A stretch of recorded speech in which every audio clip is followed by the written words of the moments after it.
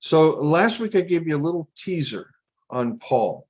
Today we have a whole session. I'm just going to go in and ask one great big question.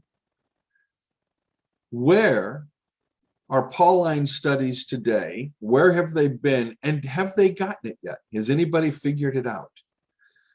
So we have to begin back in the year 1831. That was the year that Bauer published his book on Paul and made the case that there was a split in the early Christian community between the Jerusalem church and Paul, and that early Christianity needed to be understood from that frame. The critical approach at this point to the church challenged the whole notion of church unity. Not that the Reformation hadn't already done that, or the split with the East and the West, but now the category of church unity in the New Testament was being threatened. The concept of an apostolic group, a group of 12 plus Paul, that somehow had this one message that was carried forward, and that the church had, through its various approaches at that point, sought to create a unified theology, what was called a biblical theology. What does the Bible say about this topic? And of course, here we are now in 2021, having to recognize that there's no such thing as biblical theology. Having to say the Bible doesn't have anything to say on certain topics and a lot of different things to say on other topics. So this category of conflict in the scriptures introduced a whole new approach to the scriptures. Because if prior to that point, the Protestant Reformation tradition had exalted the Word of God to be this inerrant book that somehow all fit together, finely tuned like a million-piece jigsaw puzzle, for which you had no cover. You were just trying to figure it out as you went along. With this attempt to just harmonize everything and bring unity to everything, Bauer's thesis creates a shock in biblical studies, church historical studies, and so on. Now, the historical critical method we've been over again and again. It's a tool in my toolbox. It is not the only tool in my toolbox, but it is a tool, and it's a helpful tool. But I would note that the historical critical method, as it's been practiced within biblical studies, is really quite different than the way it's practiced by historians. Biblical scholars have tended to push the historical critical method to all of its possible extremes, looking for ways, I shouldn't say that. They've pushed it to possible extremes using or attempting to use a number of philosophical approaches to history. And this is where we're at today. We have literally now come 190 years from F.C. Bauer. But we're only about 140, 150 years removed from the start of the discipline of history as a discipline. We're only 100 years removed from the emergence of disciplines within anthropology, like psychology, economic theory, political theory, these kinds of things that will emerge in the late 19th and early 20th centuries. There is so much water under the bridge that the average Christian today, when they read Paul, they have the little lens that they're given in their church tradition, that little lens. And then some will go out and they'll read a little N.T. Wright. You know, they might read a little Doug Campbell. They might read a little bit of, I don't know, pick your Pauline scholar, Ed Sanders, whoever you want, or some evangelical like F.F. Bruce, or they'll read a little bit. And they think that because they can understand these little debates between 2 or 3 books, that's Pauline studies. That's not Pauline studies. Pauline studies is an incredibly rich, well-endowed tradition of study, particularly in the last 100 years. It's just absolutely amazing. I'm going to summarize for you as best as I can some of these trends and trajectories. We've already noted some of them in previous talks. 80 years after F.C. Bauer published his thesis in 1831, just scant 80 years, in 1912, Albert Schweitzer followed up his Quest of the Historical Jesus book with his book, Paul and His Interpreters. And then the 3rd volume in his series is The Mysticism of Paul the Apostle. That's his take on Paul. Schweitzer's book, I just noted I picked this up for $1.95 somewhere way back in the day. What Schweitzer did was look at the approach to Paul, particularly that raising the question of, was Paul's gospel influenced by Greek philosophy? Why does Paul's language sound so different than Jesus' language?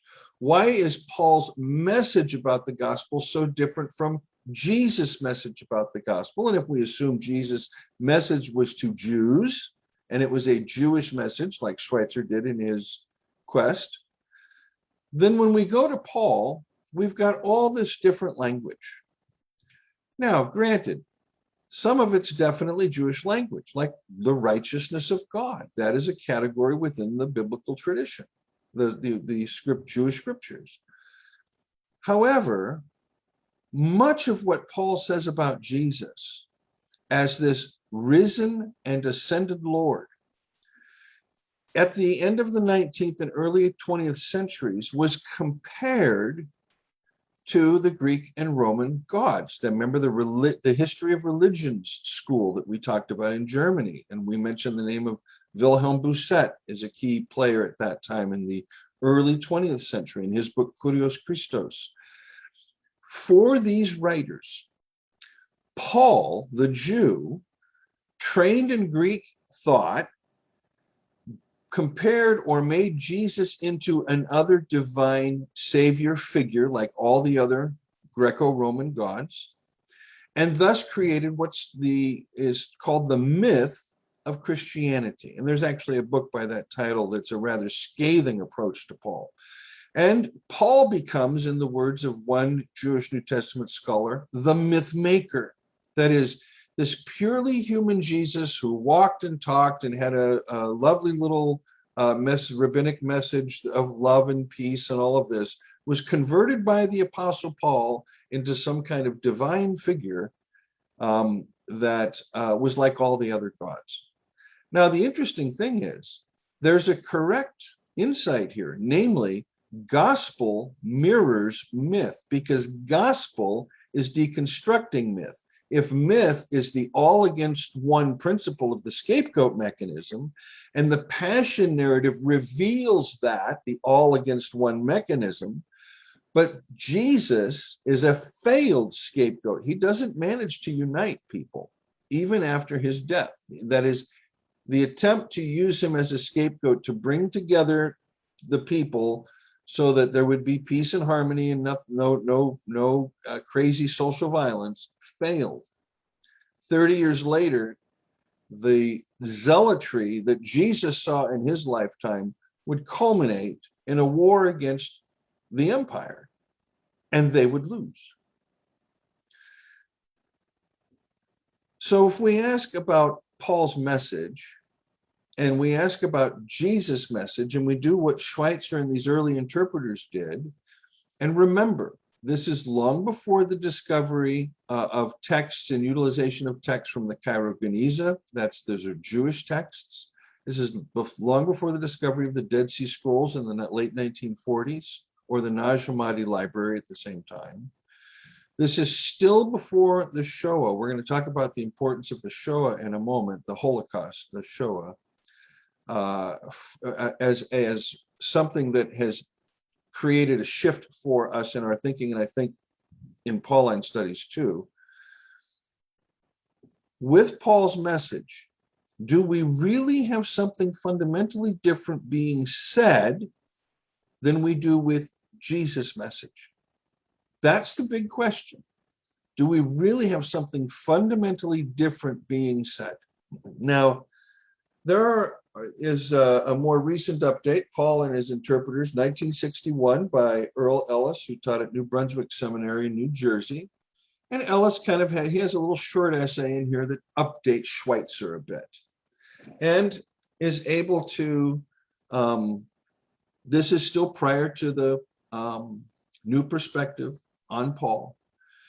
And during this whole period of time, in the, say, from the 20s through the 50s, the whole question was Pauline authorship. Did Paul write the letters that are attributed to him? And of course, you have different opinions. You had Bauer's 7 epistles, Romans, the 2 Corinthian letters, Galatians, Philippians, Colossians, Philemon. Those were the 7 authentic letters. Ephesians was perceived as non-Pauline. Some scholars saw Colossians as non-Pauline. Some saw 2 Thessalonians as non-Pauline, while 1 Thessalonians was Pauline, et cetera, et cetera. So there's all these debates. But in the 1950s, there's a shift that's been taking place for several decades in New Testament studies. And that shift is beginning to see Jesus through Judaism. This is very important because hitherto, through the strong Lutheran interpretation, Jesus is kind of like the first Christian. And Paul's just preaching Jesus, this Christian. After because during World War II, and the shift in scholarship that occurs afterwards, Jesus is now being radically interpreted in terms of Judaism, but so is Paul. And so we have the great work, for example, of W.D. Davies on Paul and Rabbinic Judaism, which shows very, very clearly with hundreds and hundreds of examples that Paul is a very Jewish thinker in his thought. And this gets updated some 40 years later in Thompson's book on halakha, the use of halakha, where that is jurisprudence, Jewish jurisprudence in the arguments in 1 Corinthians. That is, Paul is thinking like a rabbi. Okay, so we have this shift now that's going on from the 20s through the 60s, that Paul is thinking like a Jew. The problem is, and it gets exposed in 1978, is that Christian scholars up to that point, particularly the systematicians, who and systematics and New Testament studies have been estranged for several hundred years. They just don't mingle. Systematicians don't take exegetical insights into consideration. Exegetes don't take the broader tradition of the Christian faith into consideration. They're just, the twain are so far apart that it's any interdisciplinary work done these days is very tentative. But in 1978, E.P. Sanders came out with his big book, Paul and Palestinian Judaism. And in this particular book, Sanders argued that Judaism was not what Christian scholars were teaching. Christian scholars in this Lutheran reading had taught that Judaism was a religion of works righteousness and Christianity was a religion of grace. Well, Sanders goes to great pains to point out that, in fact, that's a false construction of Judaism.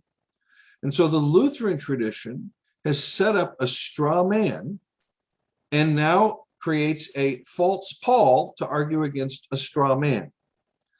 And I think that that is a correct insight. That is, Christianity, in its biblical research projects up through the middle of the 20th century, and the church for sure, always the church, still the church. I don't know how long it's going to take the regular pastor in the church to wake up to this. But we've had this very, very poor view of ancient Judaism. So when we come to questions about Jesus' divine identity, it's automatically assumed that in Judaism, being monotheistic, there's no way Jesus could be considered divine. Well, later on, we'll talk about what Chris Tilling does in his book on divine Christology, but the fact is, we now know, not only because of discoveries in the sands of Israel and Egypt, but we also know because of all the research that's been done on the pseudepigrapha, the Old Testament pseudepigrapha, the books that aren't included in the canon, like Enoch, the life of Abraham, the Testament of Job, all kinds of books, scores of them. We know from research in this and research in rabbinics, that is, Christian scholars, a few, have been spending their entire life studying rabbinic Judaism, studying the Talmud, the Mishnah, the Sefta, the Midrashim, the various commentaries on Torah. And they have very, very, very clearly shown that this view of Judaism as a religion of works is false. And furthermore, research into the Pharisees in the last 30 years has shown that to perceive the Pharisees as legalists is also incorrect. So when we go to the gospel tradition or Paul, and we come with these Lutheran presuppositions in mind, Judaism's the old religion, Christianity is the new, Israel's replaced by the church. We come with this supersessionist model in our heads. We will fail utterly, both to understand the message of Jesus to his mission to his community, the Israelite community, and we'll also fail to understand Paul. So we have to keep all of this in mind. Now, one of the things that's come out of E.P. Sanders' work is now what's called the New Perspective on Paul, of which scholars like Jimmy Dunn and others are leading lights. Tom Wright is in that group of folks too. And they have to take into consideration other factors. They have to take into consideration all of the social work that's been done on Paul in the last 40 years. That is, Paul's social environment. And there has been a slew of literature and books written on Paul's social environment, the social environment of Corinth, the social environment of Rome, or of Ephesus, or this or that or the other.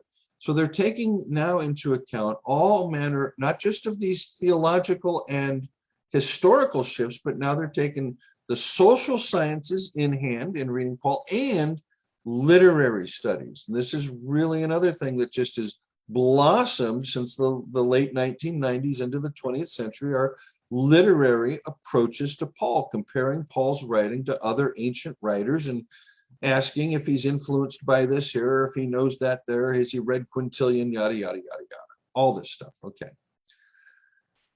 This whole new perspective on Paul has run into a dead end with Tom Wright, because for Tom, this message of Paul is still trapped within a second temple eschatological framework. This is something that Tom Wright cannot find his way out of. He's walked himself into a corn maze, and then somebody started growing corn all over the place, and now he can't find his way out. For Tom, Paul is still a Lutheran in this sense, and for Tom, Paul is going to be the one who understands the covenantal framework as the key to understanding God's work in Jesus on the cross. And so for Tom Wright, it's about this Jewish covenant. That's what it's all about. That's right there. The new post New Perspective on Paul approach that Doug Campbell and J. Louis Martin have pioneered argues that neither Jesus nor Paul understood apocalypse or apocalyptic eschatology to be something that was coming here in the future, where God would restore the kingdom to Israel. Rather, the apocalypse, and I think you can show this in the teaching of Jesus. I really think you can do this, but that's for down the road. But certainly in Paul, and certainly in the fourth gospel, the apocalypse took place on the cross. It was at the cross that God revealed God's self, what God was doing. That's the writer, that's Paul. God was in Christ, reconciling the world to God's self. That's what God was doing. It was this event of the cross that is the revelation. That's what an apocalypse is. It's a revelation. It's a revelation of the character of God. But at the same time, it's a revelation of our human character, namely that we are enemies of God, not God's enemies. God is our enemy. We crucified him, and thus our sin is revealed. So it's a double apocalypse, and it will always be a double apocalypse, the cross. It reveals God doing God's best work when we humans were at our worst. That's the gospel for Paul. I think Jesus saw this in a slightly different way, of course, but I still think that it's there. Now, I'm going to just turn you on to another book if you want. It's a much more recent, it's Approaches to Paul by Magnus Zetterholm. And it's a 2003 book. And if this right now is probably the best book to give you kind of an overall view of where Pauline studies have come from Bauer up until the turn of the century here. And it's quite a useful book. It's one I would use if I was teaching a course on Paul.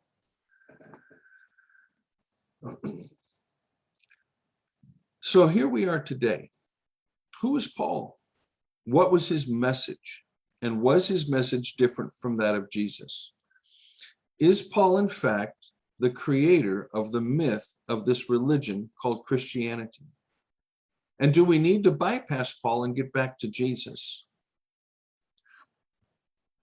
These are the questions. There was a book published in 1992. Right? Yeah, I think it's 1990. Yeah, 1992.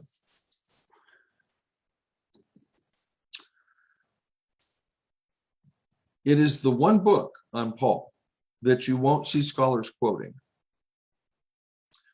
It is perhaps one of the most important books on Paul that's ever been written.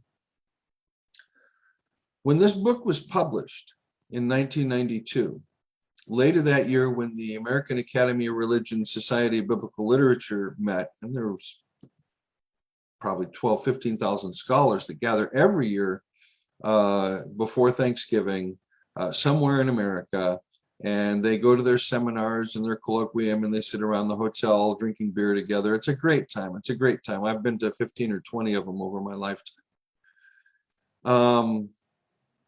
There was a seminar that was going to examine this book, and the room was packed. So most of these seminars you go into, they're little conference rooms, and you might have 20, 30 junior scholars and a couple of senior scholars and others, sitting there listening to these folks read their papers as fast as they can, because they've only each got 20 or 30 minutes, but anyway, this was a whole session, a 90-minute session devoted to this book.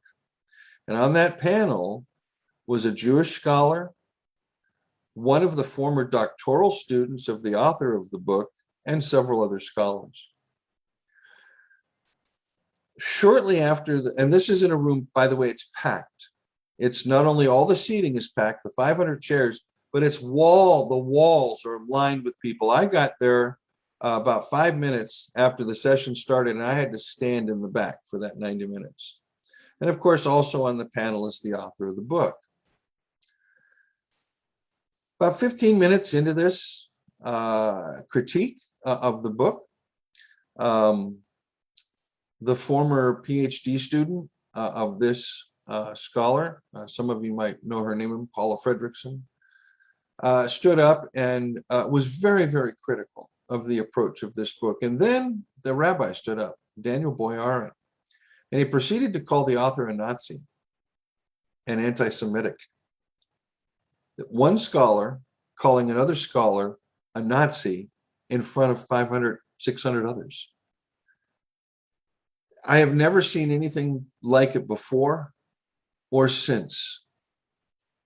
And that panel discussion turned into an attack that lasted an hour. And it was vicious. It was horrible. And after the meeting was over, normally people are going to go up to the person whose book is reviewed and get their copy signed or visit with them, Not this case. That scholar stood there by himself like a pariah in that room. So I walked from the back because I knew him pretty well. And I said, Bob, we got to get out of here. He said, let's go have dinner. So he and I went and had dinner. The rest of the story is we went and bought a bottle of Maker's Mark, went to his hotel room and watched the 49ers play, drank that bottle of Maker's Mark and commiserated because he had been slaughtered. The book is Sacred Violence by Robert Hamilton Kelly. Okay.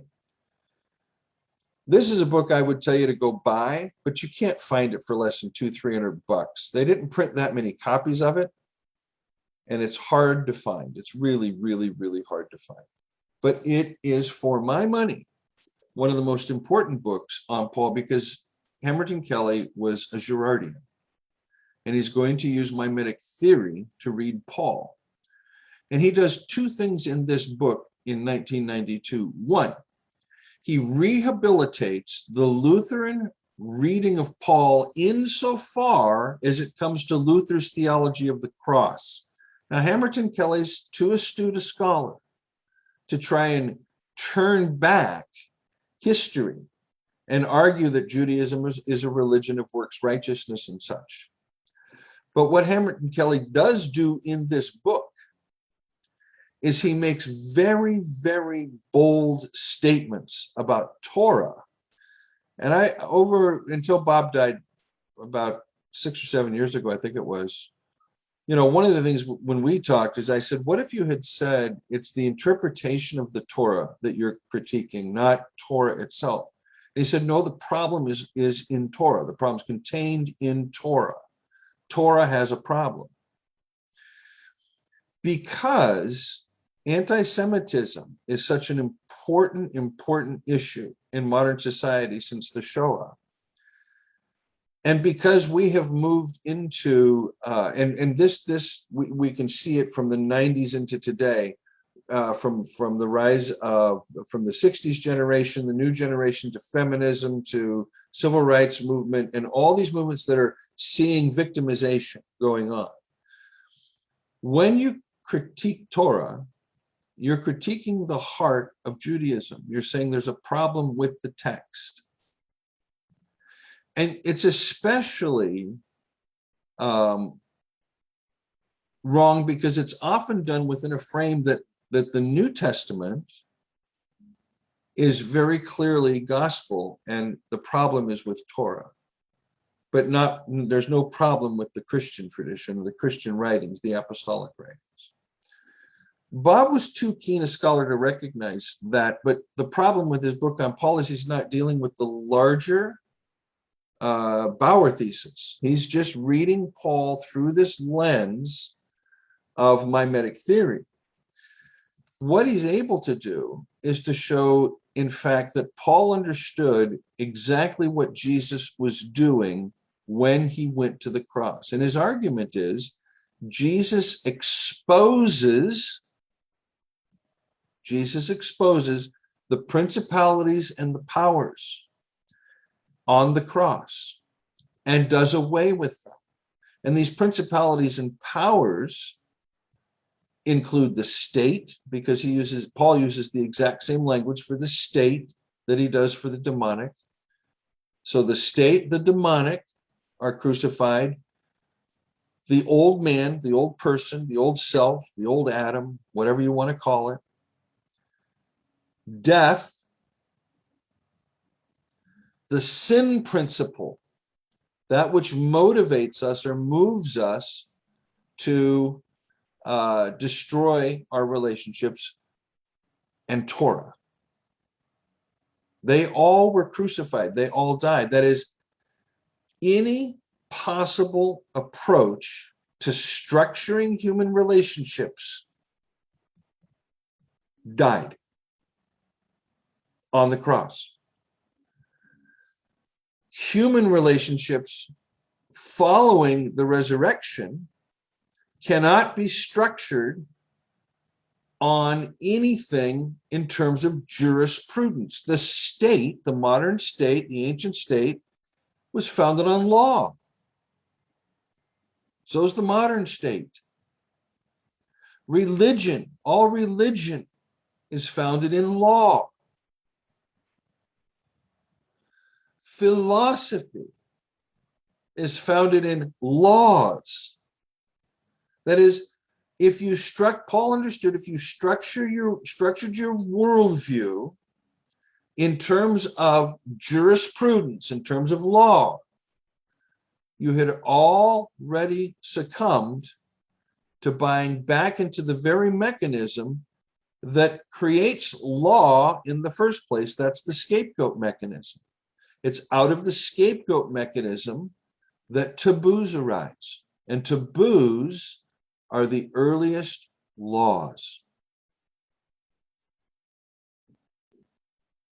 Okay, so if this is the case, if in fact Paul sees all of this getting destroyed in the cross, this entire system that's built around a scapegoat, and he makes, Hamilton Kelly in this book has some of the best work on Galatians that prior to J. Louis Martin that's available. It's wonderful stuff. If in fact Paul sees the world this way, then we might also note that when Jesus rejects violence in Gethsemane, and we know Jesus doesn't use money, Jesus has a similar approach to the issue of money, war, and the state that Paul took when Paul argued that all these things died on the cross. Jesus, prior to the cross, I think is very consciously aware of the extreme importance of his not turning to violence or force to bring about his Father's reign. That is what precisely gets passed on in the tradition, as we saw back in July, in terms of the Didache, as we talked about last week, in terms of this ethical pattern of nonviolence that comes through Pauline Christianity, through Johannine Christianity, even through Jewish Christianity or Jewish influenced Christianity. This nonviolent imitation of Jesus comes through. Paul is writing prior to the gospel tradition. And yet we can see in Paul's writings already very, very clearly that to be like Jesus is to be like Paul. Jesus was nonviolent, Paul was nonviolent. And Paul urged forgiveness, Paul urged patience and love in his communities. All the values that belong together in a non-legalistic framework of human relations can be found there in that ethical pattern in Paul. And as I pointed out last week, there were two scholars independently of each other who made that case. The one was Donald Ackerman in his book, Saint Saul, who shows very clearly that Paul's knowledge of the historical Jesus might be limited, but his awareness of the character of Jesus was not limited. And he understood that there was a direct connection between the nonviolence of Jesus and the revelation of the Father as nonviolent. And again, that's something else that Hamilton Kelly continues to pick up in his book. But the second book that did that was Jeremy Gabrielson's book, Paul's Nonviolent Gospel.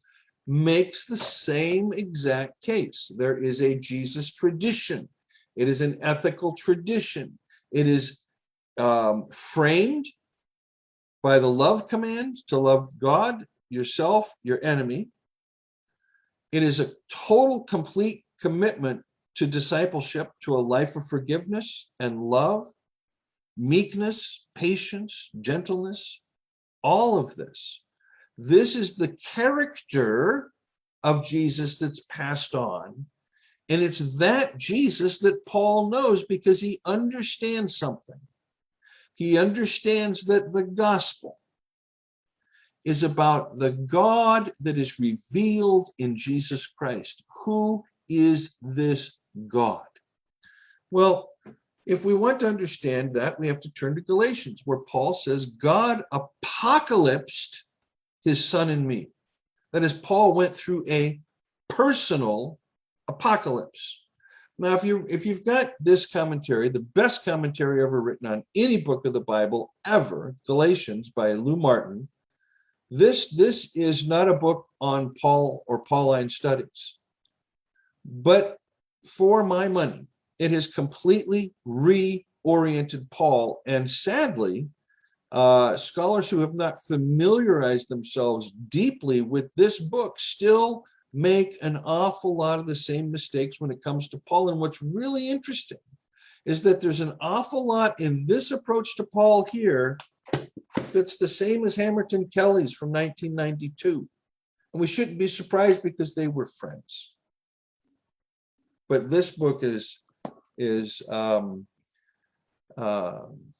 acceptable. So if you have Galatians by Lou Martin, you wouldn't really need another book on Paul. You wouldn't have to go read Bauer. You wouldn't have to go read Sanders. You wouldn't have to go read Tom Wright. This book is the key to Pauline studies for the future.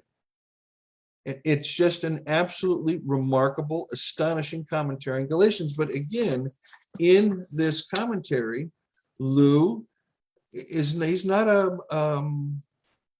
he's a brilliant scholar, but he does for Paul in this book what Barth did for Paul in the Epistle to the Romans. He places Paul back into this very, very clearly delineated historical context of who he's arguing against and what he's arguing against and who these Judaizers are. In such clear fashion, this is such a clear fashion he does this, that it would be impossible for any reader of this commentary not to see that Paul's interlocutors are identical to today's Protestants, evangelical and liberal progressive. It's that clear.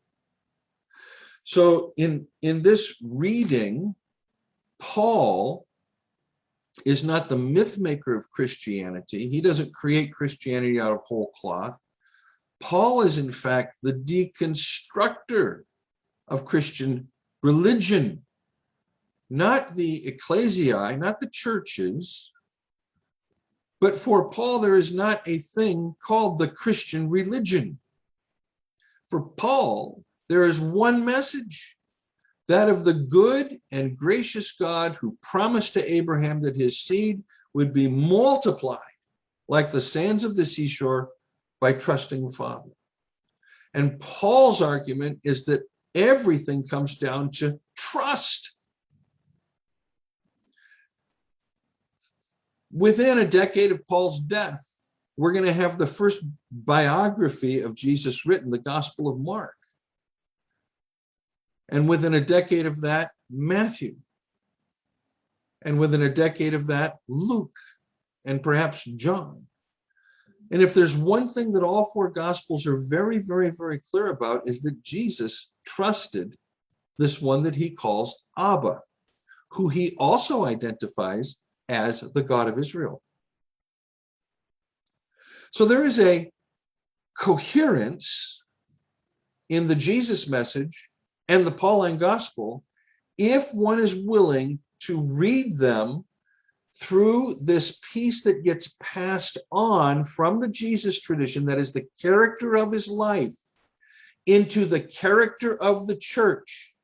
And the character of his life, meek, gentle, kind, pacifistic, forgiving, nurturing, healing, critiquing the principalities and powers for the way they oppress, bringing a message of deliverance and jubilee. These very things you find in Paul. If you read Paul through that lens of that I think is perhaps most appropriate, that Paul is deconstructing everything. Everything gets apocalypsed in the cross of Jesus. The universe gets apocalypsed, so much so that Paul can argue that all things, ta panta, are reconciled, whether in heaven or on earth, in the Colossians hymn of chapter 1, verses 15 to 20.